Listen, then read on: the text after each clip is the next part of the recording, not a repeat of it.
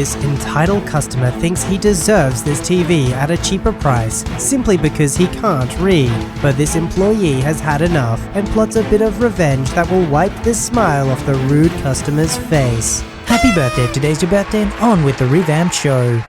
I've worked at a cute, family-owned ice cream shop in New York for around 5 years now. It's mostly alright. I get to work with close friends, but the customers have always been a little much. I have so many stories to share now that I've found this sub. Anyway, it's important to note that we are right along a popular intersection. It gets pretty busy enough that you can't just rush across the street to get to the other side. You've really got to wait by the crosswalk. One day, myself and my co-worker were working a night shift, 4 p.m. to 11 p.m. and our first customer was a dad with his kid. Tell the nice lady what you want. Cherry. Okay, what size should I get you? You'll take a small. I go ahead and make the order, hand it to them, and it's a nice day out, so they're sitting outside our store sharing it. 10 minutes later, the dad comes back. He hated this. Can we get a different flavor? I look down to see the ice cream is 2/3 finished. There are maybe 5 dainty spoonfuls left. I can scoop you another ice cream, but I can't just give it to you for free, if that's what you're asking. Why not? He hated it. Sir, most of it is gone. Just put the rest of it back and give us another flavor. At this point, I'm staring at the dude, completely unsure of how else to explain this to him. My coworker steps in.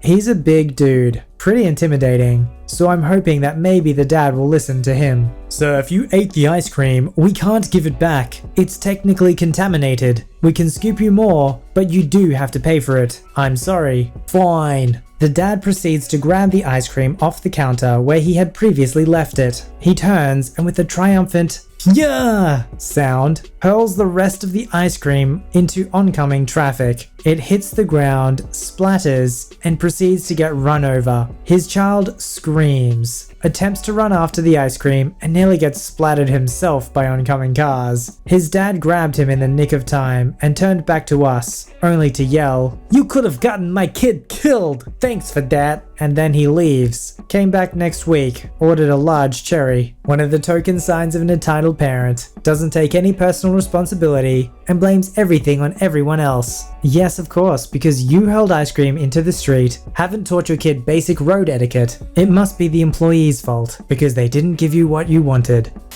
So I was in the shop one day. A customer was getting some keys copied. Nice and simple job.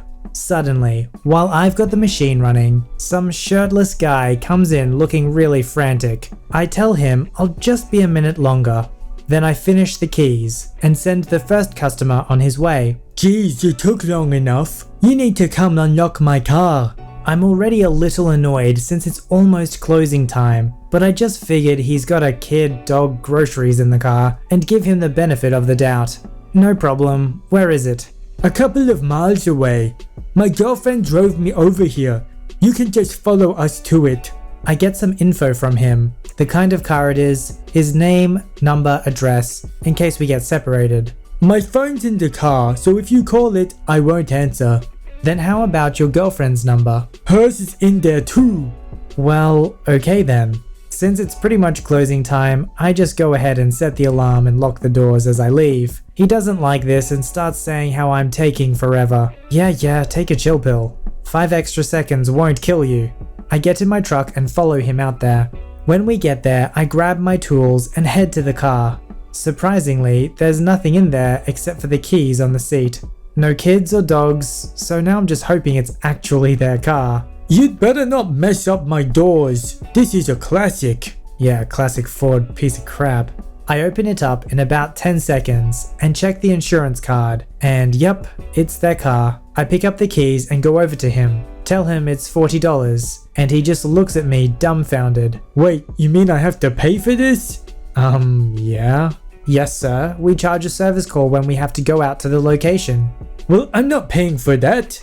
You did it in 10 seconds. I could have done that myself if I'd have known.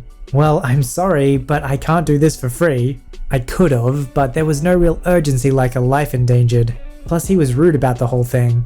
We normally would just bill someone in the situation, but we've been burned too many times, so we'll only do that for companies. I'm not paying for that. I don't have any money. Then if you think you can do it yourself, go for it. I throw his keys in the car, lock the doors, shut it behind me, and leave. I get home about 10 minutes later, then after probably an hour he calls back. I can't get it open. Come back and open my car again. I can go out again, but I'll have to charge you for 2 service calls. F you, a-hole. I'm not paying you $80. Then you can call out the other locksmith nearby. I'm sure he'll be happy to help you. Click. I didn't tell him, but they charge $100 to unlock cars. I never heard back from him. A task that is simple for one person can be very difficult for another. This is the whole concept of division of labor. If everyone does what it is they do very well, we all benefit from it through voluntary trade. Now, I don't expect this dude to understand basic economics, but surely he can understand that if he can't unlock his car, there's somebody else who has the skills and the capital to be able to do it. And that is worth something. He didn't think it was worth $40, but the reality is, he needed to get back in his car somehow. Legend has it he's still waiting this day, still trying to teach himself how to unlock his car. When I worked in a insert biggest retail chain in America here, we had an odd but easily understandable way to display and sell our TVs. If the TV had one price tag on it, that means that was the price for the TV in box and the display was not for sale. If the TV had 2, one would be clearly marked display price, as in that exact TV on the wall, because it's about to be replaced. And the other price tag was for a new in-box TV. The display price often reached insane discounts. The longer it sat there, the lower our system automatically lowered the price. One time we sold a $2,000 TV, brand new in box, for $200 because it was the display. I wanted that TV and was sad that another coworker got to it first. But my luck turned around. The almost exact same model, minus a curved screen, was up for grabs. Also $2,000 new. They were selling it for $500. A really nice smart TV, 4K smart hub. The freaking works. A customer saw online we were selling a similar looking TV, different model number and resolution, 1080p, for $200. The website said display only price. He came in and demanded the $500 display for $200. Q, it's the same size, what's the freaking difference? 1 billion times. He began threatening lawsuits for misadvertisement, threatening to call the cops. What could they do? Enough to where the store manager was about to cave and take the hit personally. Here's where I got sneaky. I got tired of waiting for displays that I wanted to come down, as I've been waiting for a year and saving up for a new TV to replace my 10-year-old 32-inch Sanyo. That TV is still used. It's now in my bedroom as a monitor for me to play games while I sit in my bed. The customer was outside ranting and raving at someone on the phone. So, during my 15-minute break, I walked up to the store manager. I will buy that TV right now for $500. Are you sure? That customer is going to explode if he sees you with it. That's fine. I'll wheel it out to my car and he can watch me load it into the back. All right. I got tired of him anyway. He was being a jerk to me and multiple associates. He deserves this. If corporate calls, I'll show camera footage. That would be enough for us to be in the clear. Corporate won't complain that I saved $300 from being burned. I literally walked right by that customer with that TV. I was happy that I got that TV, but the icing on the cake? He turned tomato red. Not kidding. Red. What the heck are you doing?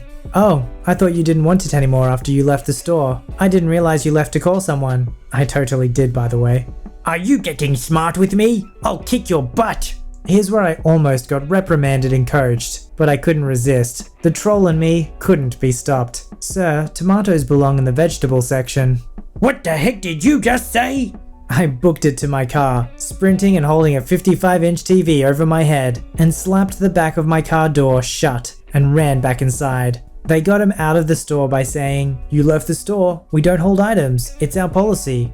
And to boot, corporate backs us up. I dodged the reprimand because the customer couldn't prove I made the comment at him.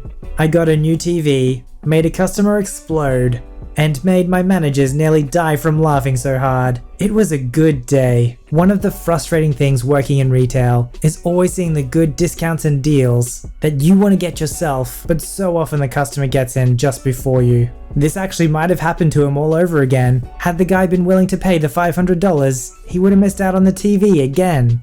Fortunately for the employee, this guy was too greedy and too unwilling to accept that it wasn't $200, it was $500. Well, his loss is the employee's gain. 55 inches of 4K television gained.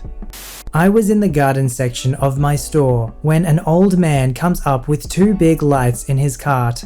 You know, the ones you have in front of your garage so people can see the driveway at night. Well, he comes up to pay for them. "Did you find everything alright?" I asked as I pick up my scan gun. Garden only uses scan gun because a lot of people check out the plants that tend to be wet from watering, so it would destroy a counter one. "Yes, I did." I then come over and notice a tag over the barcode on one of the boxes and figured it must be on sale. I was new and didn't realize this wasn't the case, so I look at the SKU on the tag and type it in the online cashier book. I put it in and then scan the other one without tag and notice the price is different than the one on sale. I then take the sticker tag off and scan the normal barcode. The original price was $89.99 and the one on the tag was much lower. I realized that even if something was on sale, they wouldn't do such a discount. I then go back to the online cashier book and type in the sale tag, SKU, and look a bit closer. I then notice that this is for a completely different light. I then turn to the old man and kindly say, "Sir, I'm sorry, but the SKU on this tag isn't for these lamps." The second I said this, he got defensive. "So, the tag says $18.99. Can't you give it to me for that price anyways? That's what's on the box." Now my work prides itself on putting customers first, so they give us an entitlement. No, not like the entitled parents. We are given permission to take off as much as $50 without manager approval. Anything over that would need a head cashier or MOD's approval. The two lamps are both $89.99 and the price he wants them for is $18.99. Even if I am entitled to give him a discount, he is asking for a $142 discount. That is so ridiculous. I wondered if maybe this was a joke or misunderstanding, but the guy was serious. I take a deep breath and then explain. "If you want it for that price, I would have to get my manager to approve it, or I can call and have them bring up the correct lamps for you. Which would you prefer?" I waited for a response, and you could tell he was upset at my answer. "Never mind then," he said angrily before pushing the cart to the side and storming out in a huff. I quickly grabbed the cart as it was heading down an incline towards where the cacti and succulents were. I printed a suspended slip and tucked the lamps into the go-back cart.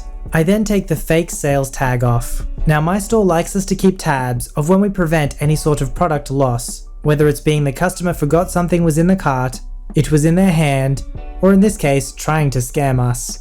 So another hour rolls around and I go to my break. I tell my coworker the story and show her the tag and receipt as proof. My coworker then recognizes the type of tag and tells me it is not a sales tag, but one of the tags from the shelves that lets you know the price.